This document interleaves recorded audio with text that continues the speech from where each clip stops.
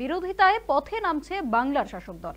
তৃণমূল সুপ্রিমোর নির্দেশে পথে নামছে সংখ্যালঘু সেল। শনিবার রানী রাসমণিতে সভার প্রস্তুতি তুঙ্গে। ওয়াকফ নিয়ে রাজ্যগুলির সঙ্গে কোনো আলোচনাই করেনি কেন্দ্র। এই অভিযোগে আগেই সংসদে সরব হয়েছে তৃণমূল। গত বৃহস্পতিবার এই ব্যাপারে বিধানসভা অধিবেশন থেকে কড়া বিবৃতি দিয়েছেন মুখ্যমন্ত্রী মমতা বন্দ্যোপাধ্যায়। মুখ্যমন্ত্রীর কথায়, কেন্দ্রীয় সরকারের এই বিল ফেডারেল স্ট্রাকচারের পরিপন্থী।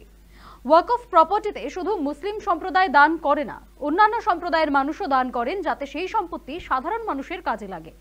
এবার ওয়াকফ নিয়ে পথে নামছে বাংলার শাসক দল। মুখ্যমন্ত্রী মমতা বন্দ্যোপাধ্যায়ের নির্দেশে হওয়া এই সমাবেশে প্রধান বক্তা হিসেবে থাকবেন জেপিসি কমিটির অন্যতম সদস্য কল্যাণ বন্দ্যোপাধ্যায়। তিনি সঙ্গে থাকবেন, তার সঙ্গেও থাকবেন ফিরাদ হাকিম সহ অন্যান্যরা। থাকবেন তৃণমূলের সংখ্যালঘু সেলের চেয়ারম্যান তথা ইটাহারের বিধায়ক মোশাররফ হোসেন।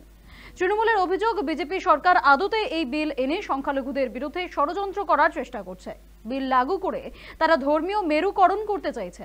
এর প্রতিবাদে মানুষকে সংগঠিত করতে এই আয়োজন।